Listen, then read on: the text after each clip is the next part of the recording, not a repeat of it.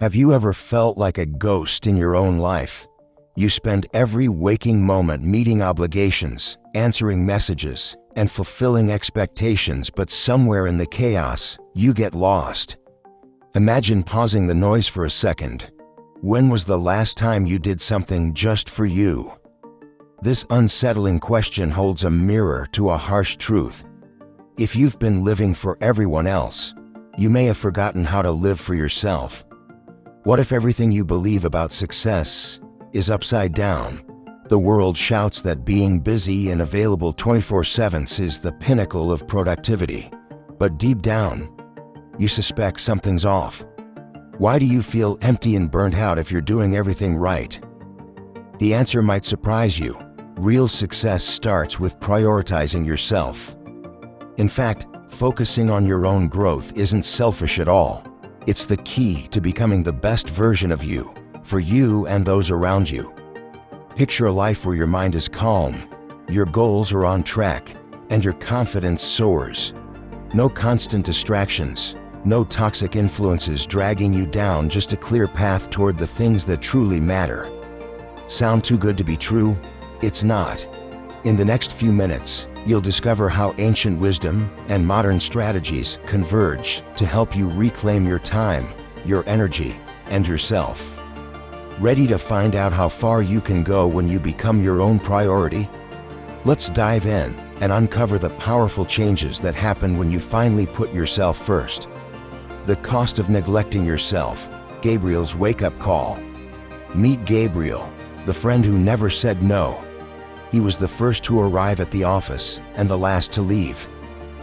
Whenever anyone needed help, Gabriel was there in a heartbeat. Stay late to finish another person's work. Of course, cover a colleague's shift, no problem. He prided himself on being useful and reliable, but over the years, all that people-pleasing took a silent toll.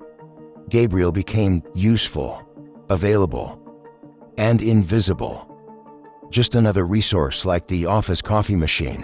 His own needs pushed aside, his dreams forgotten. For more than 10 years, Gabriel never put himself first. He rearranged his life for family and friends at a moment's notice. He thought saying yes to everyone made him a good person. In reality, it was turning him into a shadow. When you live entirely for others, you slowly lose pieces of yourself, and eventually, the bill comes due. Gabriel's invoice arrived one afternoon in the middle of yet another endless meeting. Without warning, a sharp pain stabbed through his chest. He tried to ignore it. Surely the next task was more urgent than his discomfort. But the pain didn't listen. It struck again, harder, until Gabriel's vision blurred and everything went black. He woke up to the sterile lights of a hospital room. Stress, anxiety, extreme exhaustion. The doctor's words cut deeper than any insult. If you keep this up, your body will make you pay for what your mind refuses to acknowledge. Lying in that bed, Gabriel finally faced the truth he had been avoiding. He had spent his entire life existing for others and never for himself. This health scare was his wake-up call.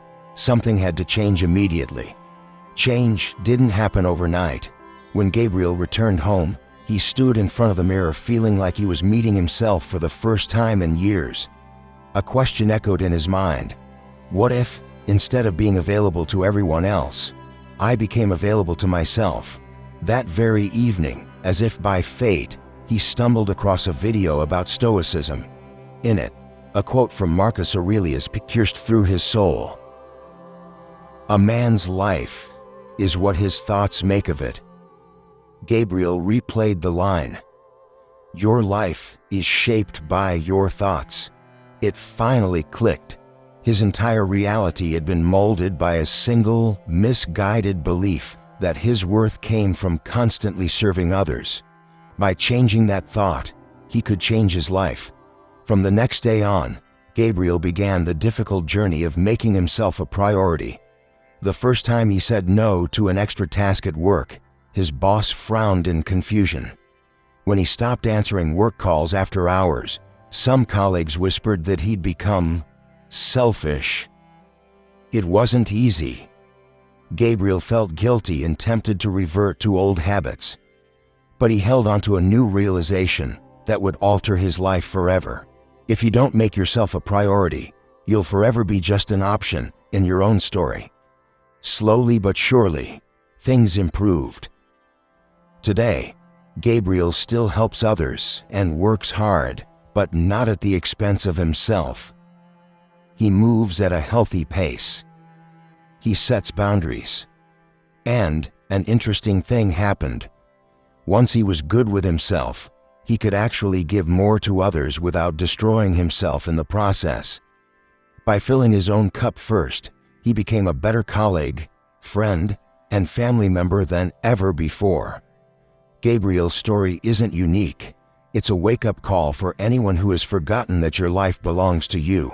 So ask yourself, how many times have you said yes to others while whispering no to yourself?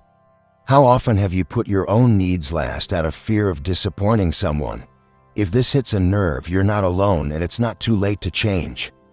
It's time to break the cycle of self-neglect and reclaim ownership of your life.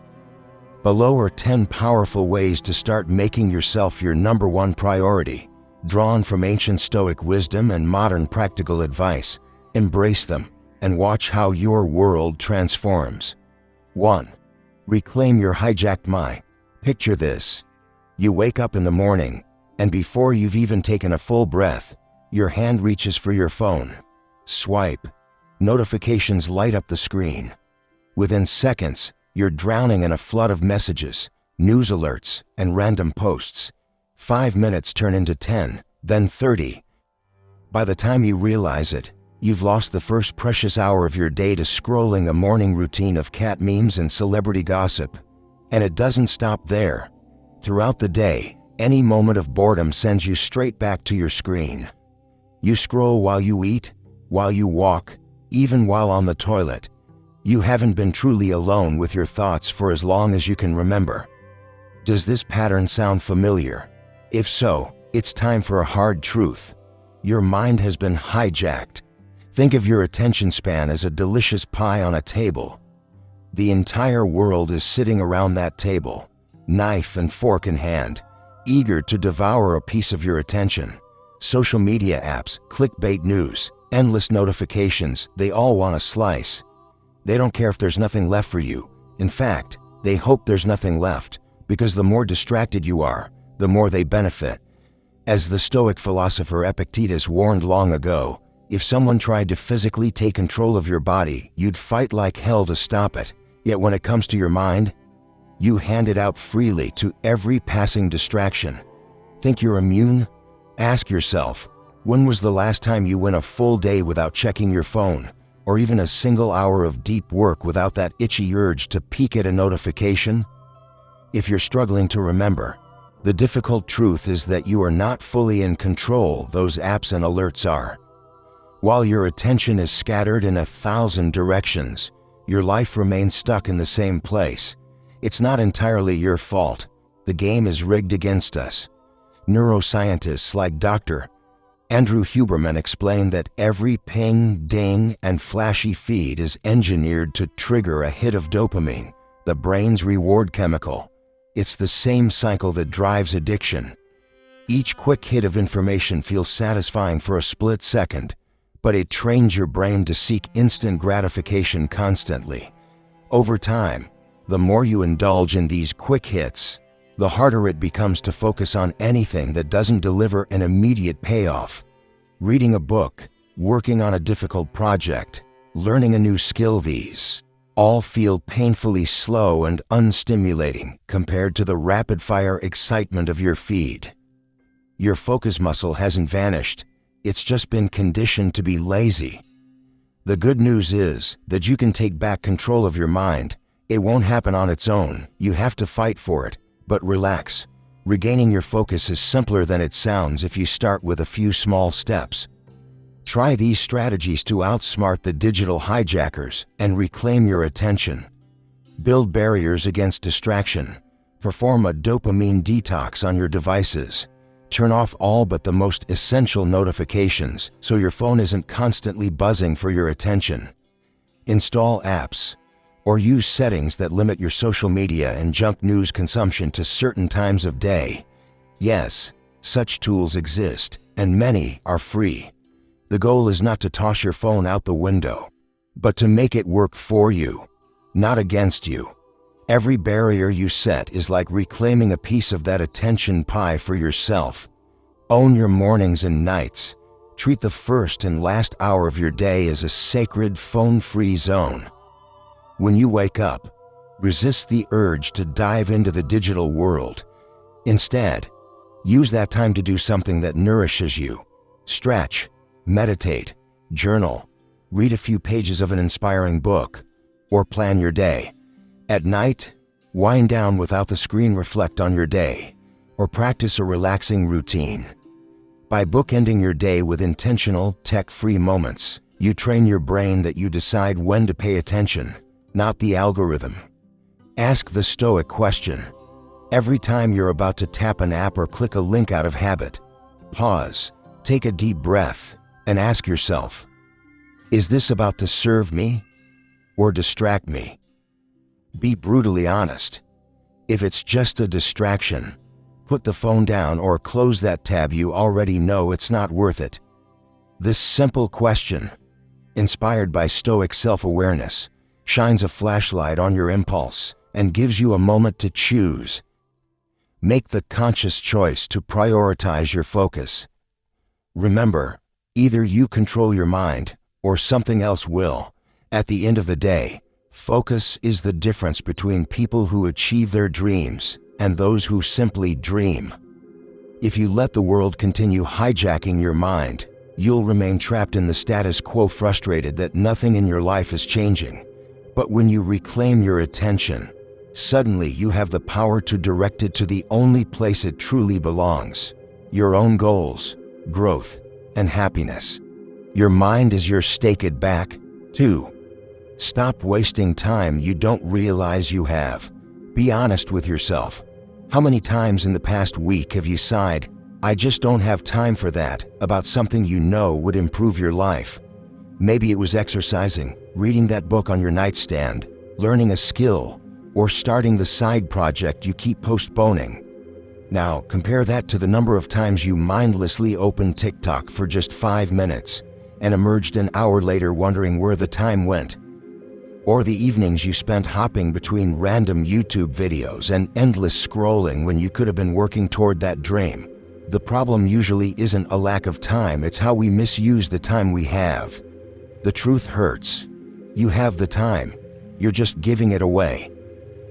Marcus Aurelius, the wise Roman emperor, put it clearly. Time is like a river. If you let it flow without purpose, you lose it forever. This from a man who ruled an empire and still found moments each day to write in his journal and strengthen his mind. If he could carve out time for personal growth amid wars and politics, we certainly can't justify losing hours to memes and trivial distractions. Yet modern life constantly tempts us to drift. We live in a society drowning in procrastination. In fact, a study from the University of California found that, on average, people waste about 3 hours every day on unimportant diversions. 3 hours a day. That's over 1,000 hours a year, time enough to learn an entire new language, read dozens of books, or build a small business from scratch. Instead, where does that time go? It leaks away in the small, seemingly harmless choices. Checking your phone every few minutes, jumping between browser tabs, indulging in gossip or pointless arguments. Day by day, nothing seems to change. But after a year, you wonder why you're no closer to your goals. This is the harsh reality. Lost time compounds into a lost life. So, how do you break out of this cycle and take control of your time once and for all? Start by treating time as your most precious currency, because it is. Here's a simple plan to stop the quiet time thieves and make every day count. Plan tomorrow tonight. Before you go to bed, write down 3 key tasks or goals for the next day. Not a long, overwhelming to-do list, just the top 3 things that will make the day feel meaningful if you accomplish them. For example, finish chapter 1 of that course, go for a 30-minute run, and update my resume. By identifying these priorities in advance, you wake up with a mission. No more drifting aimlessly and killing time because you're not sure what to do next. 3 clear targets give your day structure and purpose. Use the 5-minute rule to beat procrastination. The hardest part of doing anything worthwhile is often just starting. Our brains love to stall by saying, "I'm not ready," or "I need to feel motivated first." Don't fall for it. The moment you've scheduled to work on a task, commit to just 5 minutes of it. Tell yourself, "I'll do this for 5 minutes, and if I really hate it, I can stop." More often than not, those 5 minutes are enough to get the ball rolling. You'll find that once you begin, you naturally want to continue. This trick leverages momentum. An object, or person, in motion tends to stay in motion. Starting is the only permission you need to keep going. Work in focus sprints, Pomodoro style. When you're ready to tackle a task, eliminate interruptions and give it your full attention for a set period. A popular method is the Pomodoro technique. Work for 25 minutes without looking at your phone or multitasking, then reward yourself with a 5-minute break. During those 25 minutes, guard your focus fiercely. No quick email checks or glances at social media. It's only 25 minutes. After a short break, do another round. Each of these focus sprints is like a power session for productivity. You'll be amazed how much you can accomplish in a couple of uninterrupted Pomodoros compared to hours of half-hearted work with constant distractions. Now, imagine what your life will look like in a year if you start reclaiming those wasted hours. Every day that you invest even a little time in yourself adds up. A year from now, you will thank yourself for the actions you took today. On the flip side, if you keep telling yourself, "I'll do it later," and letting time slip away, a year from now you'll find yourself in the exact same place, only with more regret. The choice is yours. Continue to let minutes and hours disappear unused, or take charge of them and invest in you. Remember, time is the one resource you can never get back once it's gone.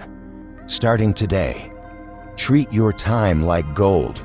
Spend it intentionally on things that build you up, not on aimless activities that leave you empty.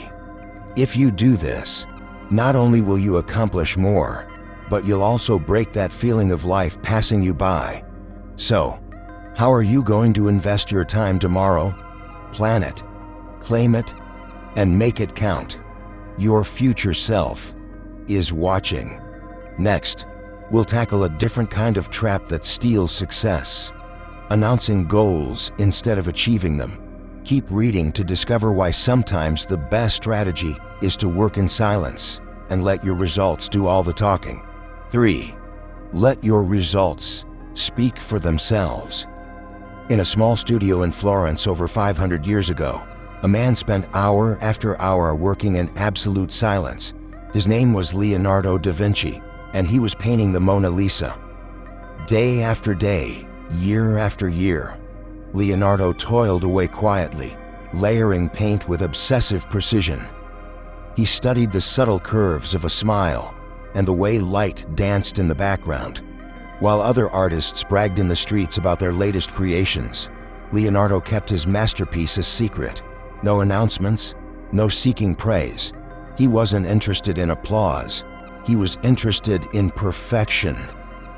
4 long years later, when the portrait was finally complete, the world was left speechless. The Mona Lisa's enigmatic smile would become one of the most celebrated results in art history. Leonardo's work spoke for itself in a way that loud self-promotion never could. Now, think about how we often approach our own goals. How many times have you excitedly told friends, "I'm going to start going to the gym and get fit," or "I've decided I'm going to write a book," or "I'm definitely launching my business this year, you'll see." You feel a rush from declaring your intentions. Your friends cheer you on, and it feels great, almost as if you've already succeeded. But then, a few months later, nothing significant has changed.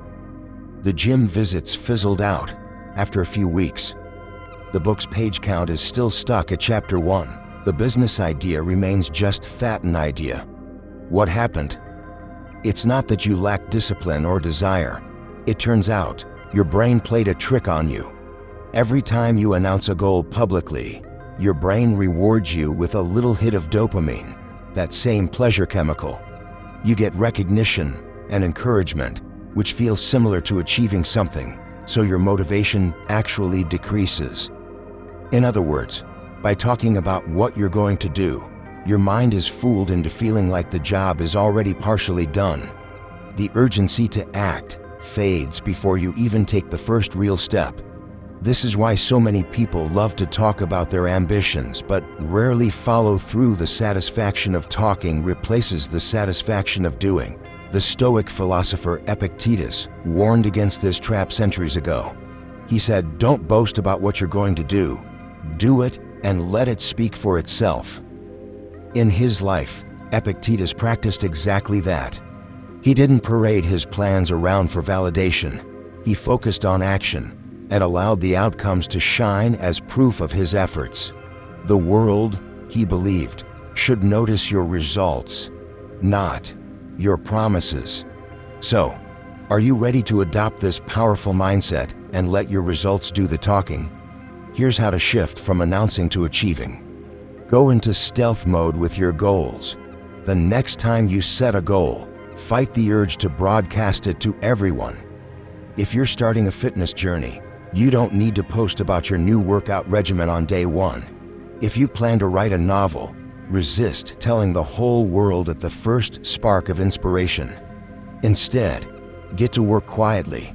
Pour your energy into doing the thing. Imagine the look of surprise when one day you casually mention, "Oh, I finished that novel," and hand someone a completed manuscript. By staying low-key, you conserve your motivation for the actual work and avoid the premature dopamine rush of oversharing. Reward progress in private.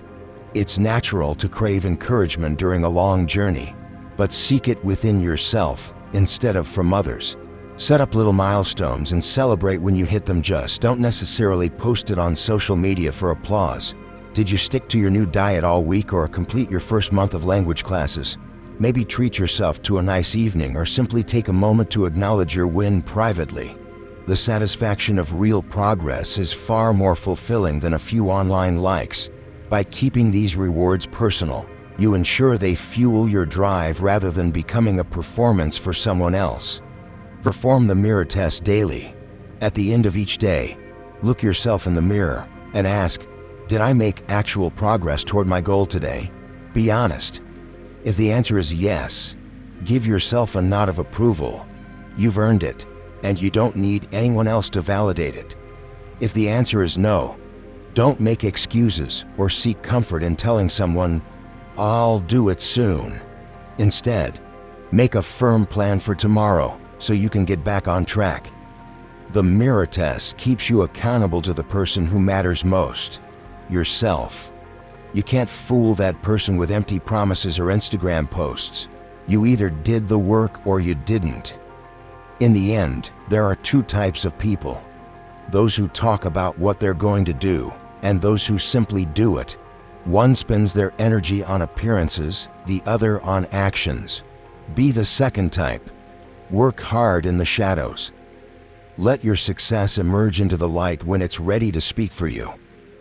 When you embrace this approach, something magical happens. Your goals start to become reality.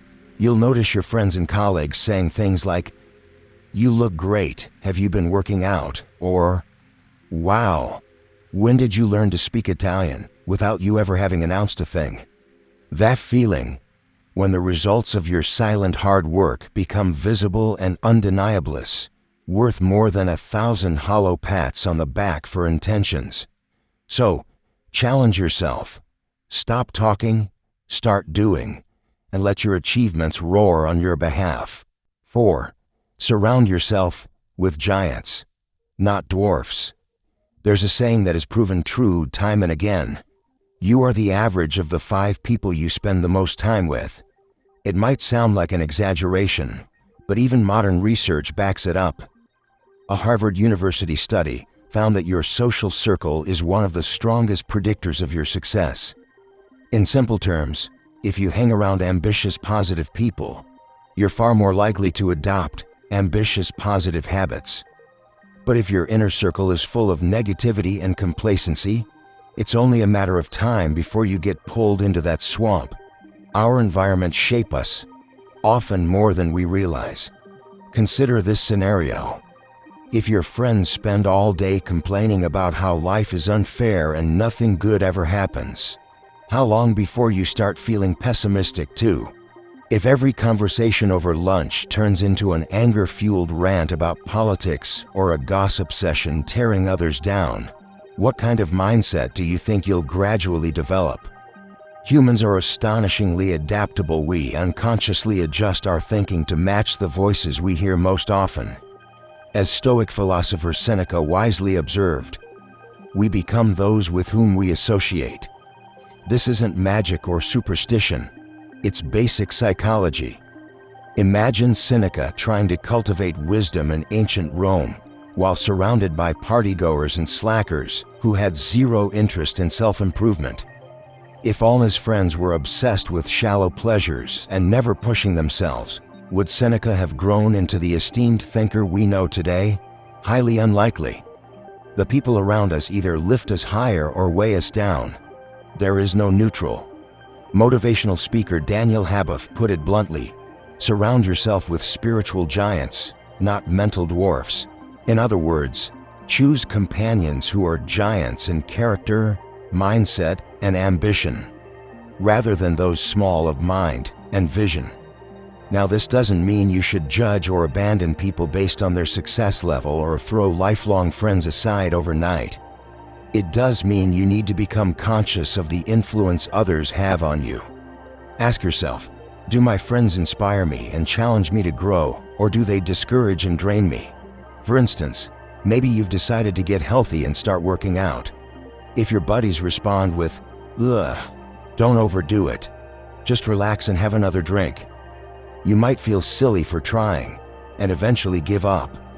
Or if you excitedly talk about a business idea and you hear, "That will never work," why bother? Their doubt can seed itself in your mind. Over time, this negativity can sabotage your progress. But fear not, this isn't about cutting ties with everyone you know.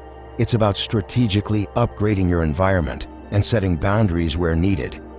Here's how you can surround yourself with giants who propel you forward. Cultivate a circle that inspires you. Seek out people who are already where you want to be or who share the same drive to improve.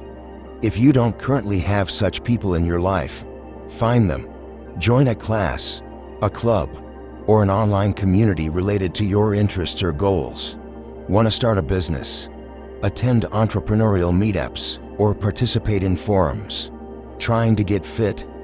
Maybe join a local running group or engage with a fitness community online.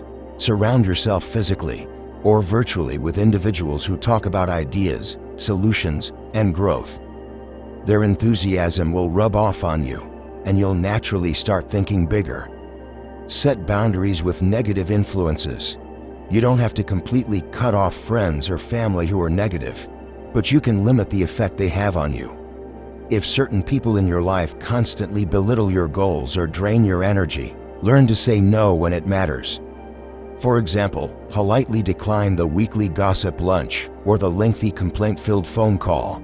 You can love people and still choose not to indulge in their negativity. When a conversation veers into destructive territory, either steer it towards something constructive or excuse yourself. Remember, every time you say yes to pointless drama or toxic interactions, you're saying no to something more productive for yourself. Create a virtual mentorship team. Maybe you live in a place where you haven't yet found your tribe. You can still surround yourself with greatness by consuming quality content. Think of books, podcasts, and videos as your personal team of mentors. Reading a book by a great leader or listening to a podcast by an inspiring teacher means you're essentially spending time with them and letting their thoughts influence yours. Fill your mind with the voices of giants, whether they're historical figures like Marcus Aurelius or modern motivators, and you'll start to think like a giant too. Over time, their optimism, discipline, and wisdom will seep into your way of seeing the world. Always remember, your environment shapes your habits, and your habits shape your future. Take a look at the people you interact with most frequently. Are they pushing you closer to the person you want to become, or pulling you further away? If they're not lifting you up, there's a good chance they're holding you down. Don't underestimate the power of influence. You can have all the personal determination in the world, but if you're constantly swimming upstream against a current of negative people, you'll tire out. Instead, put yourself in a supportive flow. Surrounding yourself with positive, driven individuals makes self-improvement feel natural, even contagious. When your friend group chats about their workouts, you'll be curious to hit the gym. If your colleagues swap investment tips and discuss great books they're reading, you'll find yourself learning and growing too. On the flip side, distance yourself from persistent negativity. You don't have to confront or change anyone. Just be strategic about whom you give most of your time and mind share. Becoming your own priority sometimes means choosing a better tribe. It means being with people who celebrate your wins, encourage your efforts, and challenge you to rise higher. Build an environment that consistently reminds you of your goals and possibilities, not your fears and limitations. When you do, you'll find that focusing on yourself becomes so much easier, almost inevitable, because everyone around you is focused on elevating themselves too, and that collective energy is unstoppable. 5. Practice mental minimalism. Imagine your mind is like a desk where you sit down to work on your life's important projects. Now picture that desk completely covered in junk, towering stacks of old papers, coffee cups from weeks ago, sticky notes plastered everywhere with trivial to-dos, and random clutter that has nothing to do with the task at hand. There's barely any clear space to work. Feeling a bit stressed by that image? That's exactly what happens inside your head when you overload it with unnecessary information and worries. In our age of information overload, many of our minds look like a desk after a hurricane, and we don't even realize it. Every alarming news headline you absorb, every piece of gossip you engage with, every social media drama you scroll through is like slapping another messy file onto your mental desk. Bam! Another divisive political argument on Twitter, now X, to stew over. Crash. Another 100 posts of other people's curated perfect lives on Instagram while you haven't even made your bed. Plop. The latest global crisis that you can't do anything about lands squarely in your thoughts. Before long, your mental space is so cluttered with external noise that you can hardly find the focus to deal with your own life. Anxiety rises, frustration builds. You feel overwhelmed, and you might not even know why. Take a step back and ask, is consuming all this information actually helping you? Does checking the news 5 times a day or constantly scrolling feeds truly make you more informed, aware, or happy? Or is it just filling your head with worries and comparisons that serve no real purpose? The Stoic philosopher Epictetus hit the nail on the head. Wealth consists not in having great possessions, but in having few wants. The richest person isn't the one who has the most, but the one who needs the least. This wisdom applies perfectly to your mind too. The healthiest mind is not the one packed with the most data, but the one carrying only what is useful and meaningful. Think of mental minimalism as decluttering your mind the way you would declutter a messy room. It's about clearing out the junk information and excess worry to create space for clarity, creativity, and calm. Here's how to start practicing mental minimalism in a noisy world. Apply the 3-filter rule. Before you give any worrisome piece of information permission to live in your head, run it through 3 filters by asking 1. Does this directly affect me? 2. Is there anything I can do about it? 3. Is it important to my life right now? If the answer to all three is no, then what you've encountered is mental clutter. Let it go. For example, a news story about a distant scandal or a stranger's social media feud fails these filters. Why let it upset or distract you? Most of other people's drama doesn't deserve space on your mental desk. Start consciously filtering and watch your anxiety drop and focus return. Break the 24/7 snooze habit. We have this modern impulse to stay up to date on everything, as if we'll miss out by not knowing every headline instantly. But your mind is not built to carry the weight of the world's news all day, every day. Constant exposure to negativity and crisis, most of which you cannot influence, will only break you down. So cut back on how often you check news and social media updates. Maybe you decide to read news once in the morning and then leave it alone. Trust that if something truly critical happens that you need to know, it will find its way to you through others or a brief check-in. Give your mind permission to not know everything right away. It's okay. The world will keep turning. Fill your mind with quality, not garbage. Mental minimalism isn't just about removing the negative. It's also about adding nourishing thoughts. When you clear out useless information, you make room for knowledge and ideas that actually enrich you. Instead of doom scrolling, use that time to read a chapter of a good book, take an online course, or even sit in silence with your own thoughts. Choose content intentionally. A podcast that teaches you a skill or uplifts you, an article that expands your understanding, a hobby that engages your creativity. By selectively feeding your mind high-quality input, you ensure that what occupies your mental space is benefiting you, not stressing you. Imagine waking up in the morning with a clear mind. You have your goals for the day front and center, and you're not immediately clouded by 100 outside voices. You check in with yourself before you check your phone. You focus on the tasks and people that matter to you, undistracted by irrelevant noise. That kind of mental clarity is like a superpower these days. It allows you to truly focus on yourself and what matters most to you. So, take a deep breath and start clearing that mental desk. Unfollow or mute the accounts that constantly spam negativity. Limit conversations with the friend who only calls to complain relentlessly. It might feel strange at first, like you're out of the loop, but what you gain is peace of mind. And in that peace, you'll find the space to actually build the life you want, rather than worrying about lives and events that have nothing to do with you. A clear mind leads to a clear life. The less pointless clutter you carry in your head, the more room you have for creativity, productivity, and genuine happiness. Make it a habit to regularly tidy up your thoughts.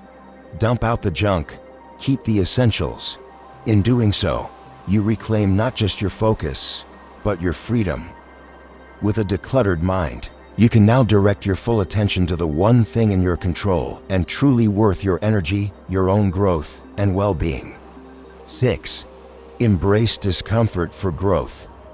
Think about the last time you felt truly uncomfortable while trying to improve yourself. Not just a little uneasy, but genuinely pushed beyond your comfort zone.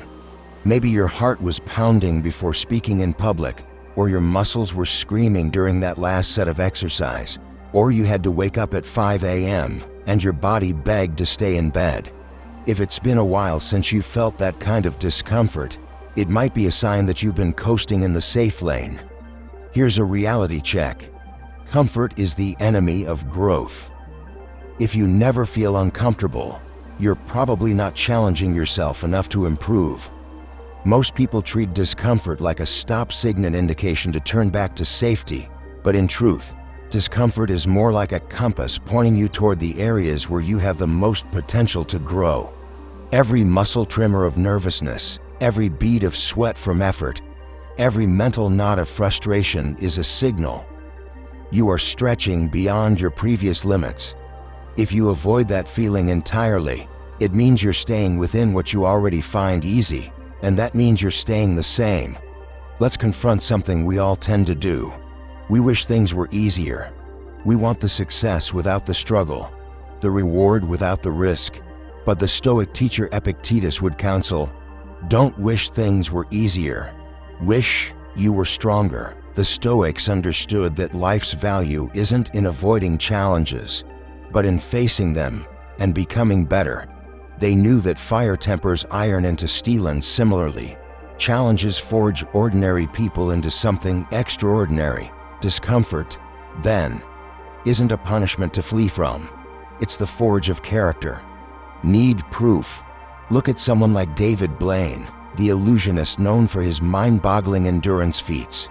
When he set out to break the world record for holding his breath over 17 minutes underwater, he didn't have some superhuman ability. He built his endurance through discomfort, training his body and mind relentlessly. Day after day, he pushed a little further, ignoring the screaming of his lungs, learning to quell the panic and slow his heart. After immense suffering and dedication, he succeeded. Blaine's record isn't magic. It's a testament to how far you can go when you're willing to embrace extreme discomfort in pursuit of a goal. Now, you and I don't need to hold our breath for 17 minutes, but the principle is universal. Neuroscientist Dr. Wendy Suzuki explains that whenever you push yourself out of your comfort zone, your brain literally rewires itself to be stronger. New neural connections form, your capacity expands. It's like upgrading the software of your mind to a more resilient version. Conversely, if you always opt for the easy route, your brain gets better at being lazy and giving up early. You're training yourself to be weaker without even realizing it. So, how can you start using discomfort to your advantage rather than something to avoid? Begin by making small, deliberate choices each day that challenge you just a bit. Do one thing daily that scares you, just a little. Growth happens in increments. Wake up 30 minutes earlier than you usually do. Even if you groan at first, see how much more you can get done with that extra time. Finish your shower with 10 seconds of cold water. It'll be a shock to your system, yes, but you'll step out feeling invigorated and victorious over that tiny challenge. Pick up a book in a language you're learning and struggle through a page. It's okay if it's slow. You're training persistence, and that awkward conversation or message you've been avoiding, send it or start it now. The butterflies in your stomach will fade, and in their place, you'll gain confidence. Each of these acts might only make you mildly uncomfortable, but they add up. You'll start proving to yourself that discomfort is survivable, even conquerable. Distinguish between harmful pain and growth pain. Embracing discomfort doesn't mean doing things that are genuinely harmful to you. For example, there's a big difference between the strain of a healthy workout and injuring yourself from poor form, or between feeling anxiety about a new project and saying yes to something that violates your core values. Growth discomfort is the temporary pain or stress that leads to positive change. Harmful pain is anything that causes injury, damage, or goes against your well-being. If something is truly damaging, physically or mentally, stop. But if it's just difficult and you're tempted to quit because it's hard, remind yourself that the pain of effort is temporary, but the pain of regret lasts far longer. You can push through the former and come out stronger. The latter will haunt you if you let fear always win. Practice gratitude for the hard things. This sounds strange, but it works. The next time you're sweating, shaking, or mentally fried from pushing yourself, thank the discomfort. Say to yourself, this is making me better. This is the feeling of me getting stronger or smarter. By reframing the pain as a positive signal, you take away some of its sting. Every obstacle overcome is an accomplishment, and every discomfort endured is proof that you're moving forward. When you finish that brutal workout or complete that nerve-wracking presentation, acknowledge it. You did something hard. That's awesome. Over time, you start seeing discomfort not as an enemy, but as a trusted friend, a trainer guiding you to greatness. Consider this a personal challenge. Make discomfort your ally. Each day presents two choices.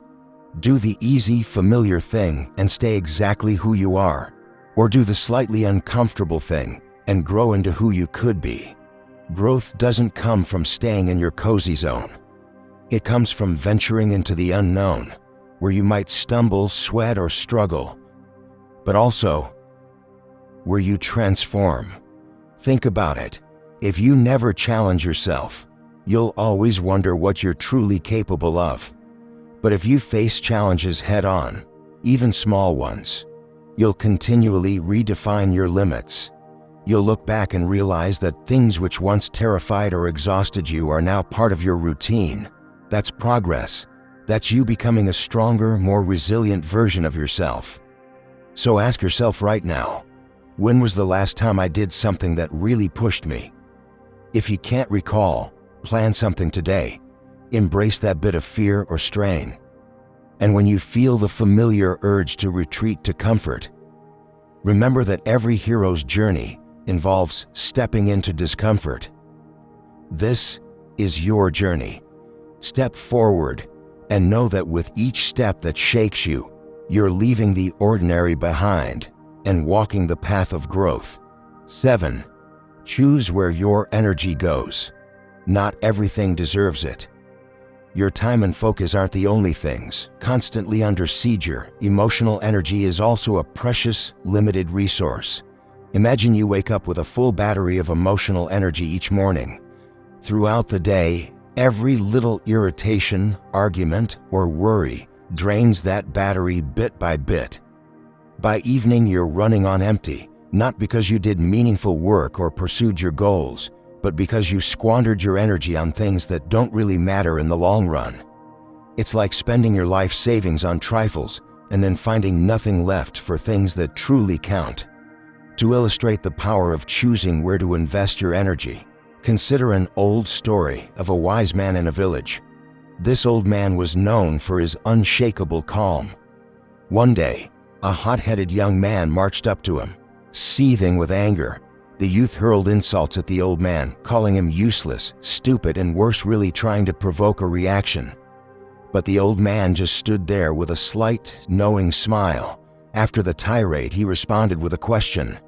If someone offers you a gift, and you decline to accept it, to whom does the gift belong? The young man, perplexed, replied, to the person who tried to give it. The old man nodded kindly. Exactly. So if I do not accept your insults, they continue to belong to you. This simple story holds a profound lesson. You don't have to accept every negative gift that's offered to you. An insult, a rude comment, someone else's bad mood, these only affect you if you take possession of them. The wise man understood what Emperor Marcus Aurelius taught.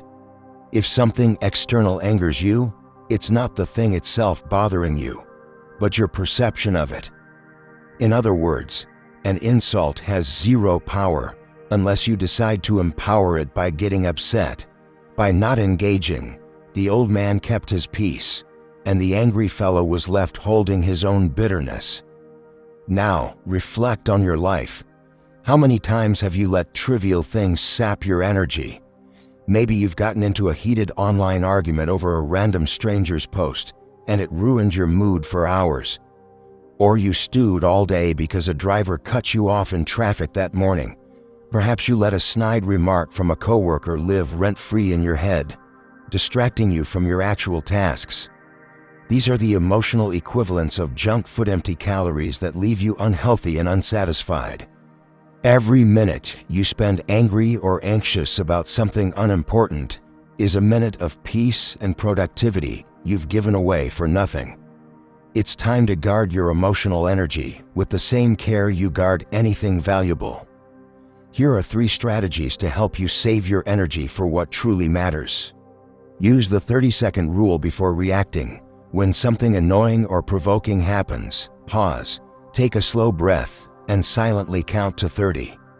Give your rational mind a chance to catch up to your emotional impulse. In those few moments, ask, is this issue worth my energy and time? 9 times out of 10, you'll realize it's not. Someone cut in line. A sarcastic comment was made. A plan fell through. Will raging or fretting change it or improve your life? If the answer is no, let it go. By the end of those 30 seconds, you'll often find the initial flare of anger or anxiety has subsided enough for you to move on without wasting more energy. Practice strategic indifference. It's a fancy term for something incredibly liberating. You have permission to ignore certain things. Not every comment warrants a comeback. Not every rumor needs correcting. Not every invitation to argument requires an RSVP. Recognize provocations for what they are: traps that would love to ensnare you. The next time someone tries to pick a fight or drag you into drama, remind yourself, not everything deserves my response. This isn't weakness, it's wisdom. By choosing indifference toward petty things, you're freeing your energy for things that genuinely deserve your passion.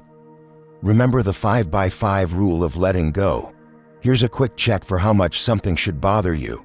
If it won't matter 5 years from now, don't spend more than 5 minutes upset by it. Spilled coffee on your shirt?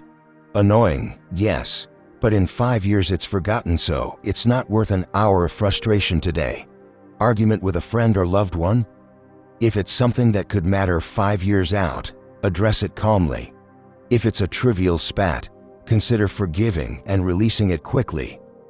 This perspective is powerful. It snaps you out of getting lost in temporary storms and helps you refocus on the big picture.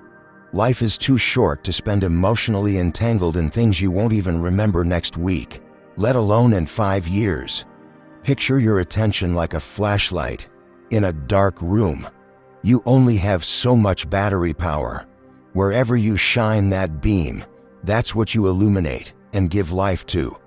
Shine it on every minor annoyance, and guess what?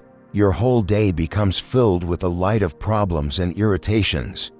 But if you reserve that beam for meaningful pursuits, solving a challenge at work, making someone you love smile, learning, or creating something new, then that is what lights up your life.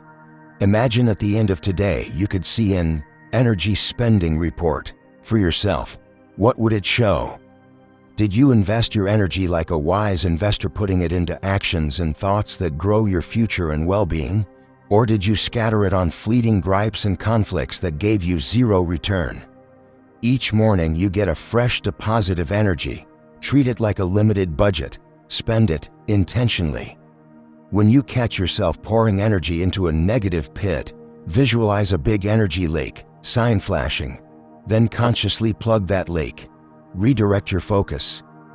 It might mean physically stepping away, closing an app, or taking a deep breath and redirecting your thoughts to something positive or productive. By mastering where your energy goes, you'll find you have so much more of it for the people and goals that truly matter. You'll end days feeling less drained and more fulfilled because you spent your emotional currency wisely. And as a bonus, you'll discover a profound sense of peace. The world around you can swirl with chaos and drama, yet you remain centered and strong because you choose what enters your mind and heart. Not everything in life deserves your energy. Spend it on what does. 8. Learn to be alone. The power of solitude. Take a moment to consider this question. When was the last time you enjoyed being completely alone? No phone, no television, no music, no chatter, just you, by yourself, with your own thoughts.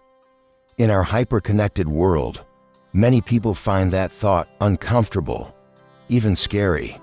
We've been conditioned to constantly seek stimulation and validation from the outside.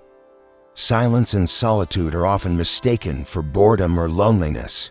But here's the irony. Some of the greatest minds and most creative souls in history cherished solitude as a secret ingredient to their success. Think of Nikola Tesla, the brilliant inventor. He would spend hours in absolute solitude, walking through a park or sitting alone in his room, deeply engaged with his imagination. In those quiet moments, free from distraction, Tesla visualized complex electrical machines entirely in his mind, many of which revolutionized the world. He once remarked that the mind is most sharp and creative in uninterrupted solitude. Similarly, great philosophers like Seneca have pointed out that nothing is more powerful than a mind that relies on itself. What they all understood is that solitude is not something to fear, it's something to embrace. Yet today, many people would rather do anything than be alone with their thoughts. A famous study from the University of Virginia found that a majority of participants chose to give themselves mild electric shocks rather than sit in quiet thought for 15 minutes. Imagine that. Shocking oneself was preferable to just thinking quietly. That sounds extreme, but it reveals how uncomfortable we've become with our own company. Why are we so afraid of solitude? Often, it's because in the silence, we are faced with ourselves, our thoughts, our worries, our unresolved feelings. If you've been running away from certain truths or relying on external noise to drown out inner doubts, being alone can force you to confront them. It's like being in a room with a stranger that you suddenly realize is you, and you're not sure you'll get along. But here's the key. There is no monster inside you waiting to pounce. Those uncomfortable feelings or thoughts are parts of you that simply want attention and healing. When you avoid solitude, you also avoid dealing with these parts. Learning to be alone is a skill, a powerful, liberating skill. It grants you independence from the need for constant external input. It allows you to recharge and hear your own voice again amidst the clamor of the world. Here are some steps to get comfortable with solitude and harness its benefits. Start with a silent day experiment. Pick a day, or even just an afternoon, where you intentionally plan to be by yourself and minimize distractions. Turn off non-essential phone notifications. Let friends know you're taking some personal time and commit to a solo activity. You might go for a long walk in nature, sit in a cafe by yourself, or simply stay home without turning on the television or radio. At first, it might feel strange or even uncomfortable. That's okay, push through that initial wall. Observe what comes up. You might find your mind racing or feel an urge to grab your phone out of habit. Resist the urge. With a little time, those mental jitters settle, and you start to actually enjoy the peacefulness. You begin noticing things, the pattern of your thoughts, the shapes of clouds, the flavor of your coffee when you're not scrolling through distractions. This is the doorway into getting to know you. Do things alone, on purpose. Many people have never gone to a restaurant, movie, or event alone because it feels awkward. Try it. Take yourself out on a date. Go see that film you've been interested in, or try that new restaurant with just your own company. Yes, it might feel odd to sit at a table alone at first, especially if you're used to always having someone around. But you'll likely discover an empowering truth. Not only can you survive these experiences solo, you might actually enjoy them in a different way. There's a special freedom in not having to entertain someone else or worry about their schedule or preferences for a change. You can order exactly what you want, sit where you like, leave when you choose. Pay attention to how this makes you feel. Does it still feel uncomfortable? Or is there a spark of, hey, this is kind of nice? Face your inner dialogue with compassion. When you're alone and the noise fades, you might encounter thoughts or feelings you usually avoid. Instead of immediately pushing them away with a distraction, try listening as if to a friend. Are you worried about something? Feeling hurt or stressed? Acknowledge it. Sometimes just saying to yourself, I'm feeling anxious about X. That's understandable, but I'll figure it out, can be a huge relief. If you find your mind spiraling into negative self-talk, I'm not good enough, I can't do this, respond as you would to encourage a friend. Solitude is the perfect time to practice positive self-dialogue and reflection. Maybe bring a journal on your solo outings and jot down what you're thinking. You'll be surprised how much clarity and calm you can gain by sorting through your own thoughts without anyone else's input. The goal of learning to be alone is not to turn you into a hermit or make you shun human contact. It's to ensure that you never become dependent on others or external noise for your happiness and validation. There is tremendous confidence that comes from knowing your own company is enough. When you enjoy being with yourself, you set a higher standard for your relationships because you're no longer willing to tolerate negative company just to avoid loneliness. You become more selective and surround yourself with people because you want to, not because you need to. Moreover, in solitude, you find the space to figure out what you truly want from life, rather than what others want for you. Many personal epiphanies happen in moments of quiet. When you're alone, you can hear the whispers of your intuition. Maybe you realize a career path isn't right for you, or you get a creative idea for a project, or you simply reconnect with a sense of peace that reminds you everything will be okay. So give yourself this gift, the ability to be content alone. Start in small doses and build up. Eventually, you may find solitude to be a dear friend, a retreat you look forward to, where you can recharge and recenter. Ironically, when you later rejoin the company of others, you'll likely find you're more present, patient, and engaged, because you've already tended to your own mind and well-being. In a world that never stops chattering, be the person who's unafraid of silence. In silence, we grow, we understand, and we become truly unbreakable, because our sense of self no longer hinges on the presence or approval of others. You came into this world as your own person, and you will leave as such. Learning to be alone is really learning to befriend yourself. And once you do, you'll realize you're in pretty great company. 9. Train your mind like a muscle. If you wanted to get physically stronger, you'd know exactly what to do. Exercise regularly, increase the challenge over time, and give your muscles proper rest and nutrition. We accept that building a strong body requires discipline and consistent training, yet many of us expect our minds to be strong, focused, and resilient automatically, without giving them the same level of care and training. The truth is, your mind is like a muscle. Stop training it, and it weakens, becoming flabby with doubt, easily distracted, and prone to negativity. Train it well, and it becomes a powerful tool that works for you even under pressure. The Stoic Emperor Marcus Aurelius said, "Our life is what our thoughts make it." And he lived by that principle. Every day, despite the immense responsibilities of ruling Rome, Marcus took time to train his mind. He journaled in the early mornings, reinforcing positive principles and clear thinking.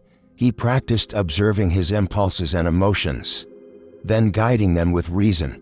When faced with stress or crisis, he repeated to himself his fundamental rule: "I can control only my own thoughts and actions, nothing more."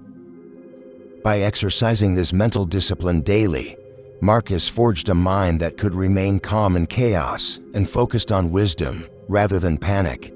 Now, consider how we often handle our own minds. Many of us have been effectively training our brains in the wrong direction. For example, if you constantly interrupt your work to check messages or social media, you're training your mind to be distractible. If you immediately respond to every text or demand from others, you're training your mind to put itself second and lose focus. If you indulge every worry or negative thought without question, you're training your mind to default to anxiety. The good news is, just as you can train a muscle differently to make it stronger, you can retrain your mind starting today.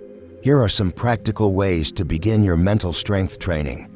Set a daily mindfulness rep routine. Think of this like doing reps at the gym for your brain. It could be as simple as 10 minutes of meditation or deep breathing each morning to sharpen your focus. Sit quietly, follow your breath, and when your mind wanders, it will. Gently bring it back to the breath. Each time you do that, it's like a bicep curl for your attention span. If meditation isn't your style, you could practice mindful activities. During a morning walk or while sipping your coffee, Devote full attention to the experience, no phone, no rushing, just be present. These small daily practices train your mind to stay in the moment and resist jumping all over the place. Strengthen your concentration with single task exercises. In a world of multitasking, single tasking is a superpower. Pick a task each day that you will do with absolutely no interruptions for a set time. It might be reading a book for 20 minutes without checking your phone, or working on a project for a solid half hour with notifications off. If distractions pop up in your head, "Oh, I should check email," or "What's happening on Instagram?" Notice them, but choose not to act on them until your focus time is up. By doing this regularly, you're building the muscle of focus. Over time, you'll find it easier to get into a flow state where you are deeply engaged and productive. Adopt a empowering mantra or affirmation. This might sound a bit new agey to some, but it's essentially programming your mental software. Choose a short phrase that encapsulates your commitment to prioritize and believe in yourself. It could be something like, "My time and goals are valuable," or "I take charge of my life," or a classic like, "I am the master of my fate." Every morning, repeat your chosen phrase to yourself, out loud if possible. Write it on a sticky note where you'll see it often. This practice trains your mind to gravitate toward positive, self-affirming thoughts, instead of the default self-doubt or self-criticism many of us have. Just as doing push-ups strengthens your arms through repetition, repeating a mantra strengthens a belief in your mind through repetition. Build the habit of thoughtful response instead of reflex reaction. The next time someone asks something of you, maybe a favor or a request for your time, pause before saying yes. Even if only for a few seconds, give yourself a moment to evaluate. Does this align with my priorities today? Do I truly have the capacity to do this without sacrificing something important to me? This small pause is training your mind to consider your needs and focus, not just react to others' needs immediately. If you decide it's not a good use of your time or energy, practice politely saying no or proposing an alternative. Every time you do this, you're reinforcing the mental pattern that your focus and goals come first, which is exactly what a well-trained mind should protect. Training your mind doesn't mean you'll never feel weak or distracted. Just like even a fit athlete gets tired or sore, a strong mind can still have off days. But the difference is significant. A trained mind bounces back faster and doesn't shy away from challenges because it knows how to handle them. When stress hits, a disciplined mind will tap into techniques it's practiced, like breathing, reframing a situation, or breaking a problem into manageable steps instead of just collapsing into overwhelm. Another aspect of mental training is what you feed your mind. You've probably heard, "You are what you eat." Similarly, your thoughts are influenced by what you consume mentally. So be mindful of what information and influences you allow into your head. Make sure you're feeding your mind books ideas and conversations that nourish and challenge you, rather than an endless diet of negativity or mindless entertainment. This doesn't mean no fun or fiction, just balance it and choose quality. A strong mind, like a strong body, needs good fuel. Above all, remember that consistency is key. You won't see big results from a single workout. And likewise, one day of focus exercises or positive thinking won't completely transform your mind. But string together a week, then a month, then a few months of mental training practices, and you'll notice you're calmer, sharper, and more in control of your thoughts than you've ever been. Your mind is your most loyal companion. It's with you in every moment. Doesn't it make sense to train it, care for it, and make it as strong as it can be? By doing so, you ensure that no matter what life throws at you, you have the mental fortitude to handle it. You become the person who doesn't just try to improve and achieve. You become the person who does, because your mind is set on the path, and distractions or difficulties can't easily knock it astray. So, start today. Do a small mental workout and plan another for tomorrow. Train your mind like your life depends on it, because in many ways, it does. A well-trained mind will carry you to your dreams. An untrained one will trip you up along the way. The choice and the responsibility is yours. 10. Just do it. Stop waiting and start doing. At some point, we all fall into a trap of overthinking and underdoing. We dream about the things we want, getting in shape, starting a business, writing a book, learning a skill, and then we often wait. We wait for the perfect moment, the right motivation, more information, someone's permission, or a sign from the universe. But here's the uncomfortable truth: the perfect moment is not coming. The best time to start was probably yesterday. The second best time is right now. Think about how many times you've promised yourself, "I'll start on Monday," or "I'll get to it when things calm down," only to find that Monday comes and goes, or that calm never arrives amid the constant buzz of life. It's not a lack of desire or talent holding most people back, it's the endless waiting for a feeling of readiness that may never magically appear.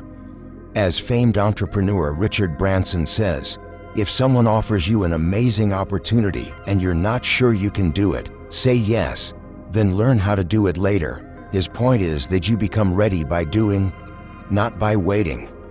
The ancient Stoics were also men of action. Epictetus didn't write elaborate plans about teaching philosophy, just taught one day at a time, gathering students through his actions. Marcus Aurelius didn't fantasize about being a wise and just ruler. He practiced those virtues each day in decisions small and large.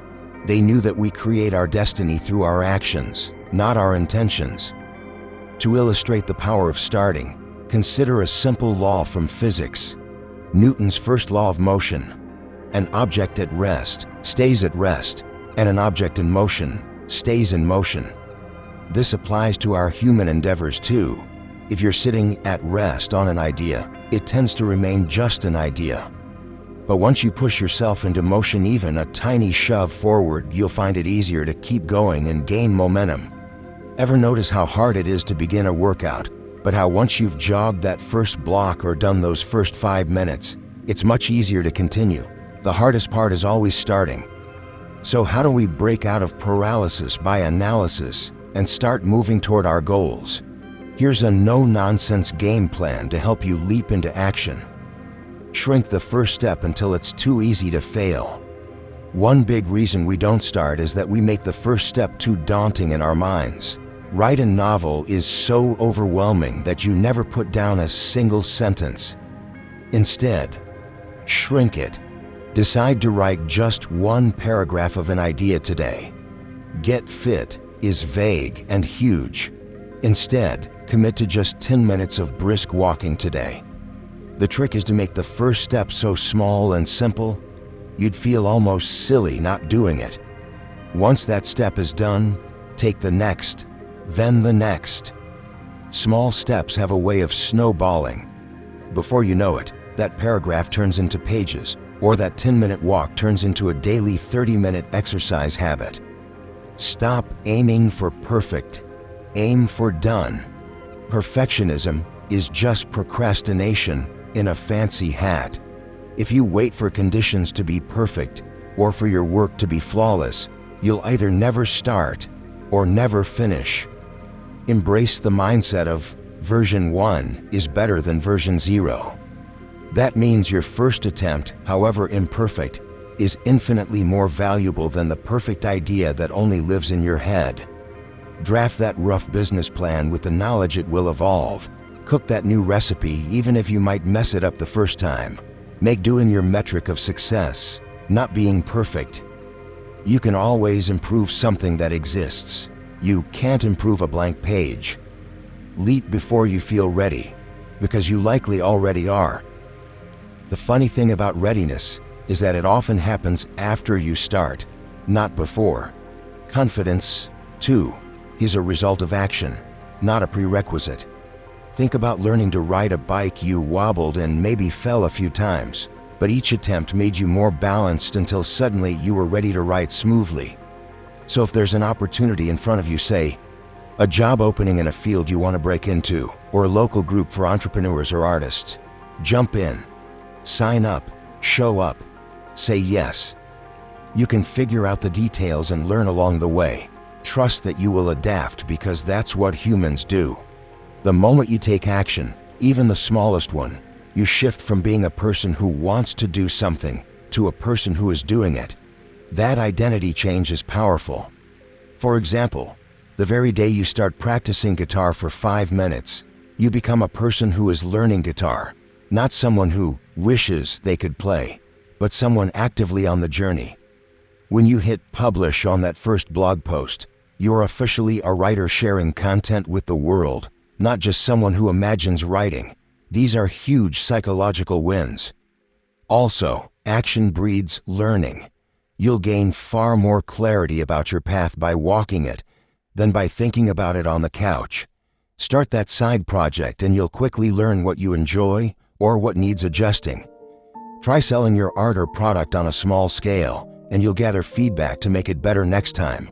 Every step gives you data, experience, and confidence that sitting idle could never provide. It's natural to fear failure or rejection. That's another common reason we stall. But remember, failure is not the opposite of success. It's part of success. Each time something doesn't work, it teaches you something. Didn't get the result you wanted? Great. Now you know one method that needs change. Adjust and try again. Thomas Edison famously said when inventing the light bulb, "I have not failed. I've just found 10,000 ways that won't work." That mindset of continuous experimentation is key. Ask yourself, a year from now, what will you regret more? Having tried some actions towards your goals, even if they were clumsy or didn't all pan out, or having still not begun at all? The pain of, "Why didn't I at least try?" is far greater than the sting of an attempt that didn't go perfectly. Every day is a new chance to move forward, even a little. You don't need an elaborate plan or flawless execution. You just need to begin. So, write that email, sign up for that class, open that document, lace up those shoes, whatever it is. Do it now, not next week, not someday. Let today be the day you look back on as the day you stopped waiting for life to happen and started making life happen. The only way to truly prioritize yourself and your dreams is to give them time and action now, in the present. Not theoretically, but actually, no matter how small the start, in the end, life rewards those who act, not those who endlessly ponder. By making yourself a priority and taking action in the present, you're sending a powerful message to yourself and the world that you mean business when it comes to your own life, and that's a message that yields results. You've made it through this journey of self-empowerment, and by now, one thing should be clear. Making yourself a priority is not selfish, it's an act of responsibility and self-love. When you take control of your mind, time, energy, and actions, you take control of your destiny. No one else can do this for you, and you wouldn't want them to, because the life designed by others will never quite fit you. Starting today, commit to these principles. Focus on what matters, you and your growth. Let go of what doesn't. Embrace challenges as opportunities. And above all, take action. Every small step you take in prioritizing yourself and working hard on your goals is a vote for the person you are becoming. Over time, those votes add up to a truly extraordinary transformation. Life is happening right now. Don't sleepwalk through it, living by others' agendas or waiting for someday. Be your own priority. Work quietly and diligently on yourself and your dreams. Shield your mind from the noise, surround yourself with goodness, and keep moving forward one decision at a time. The results will come stronger, louder, and more fulfilling than you ever imagined. So ask yourself one more time, are you going to keep waiting, or are you going to make it happen? The power has been in your hands all along. Take it and step into the life you were meant to live. Your future self, the one who stayed focused, took action, and reap the rewards as waiting to thank you. Go meet them. Your journey starts now.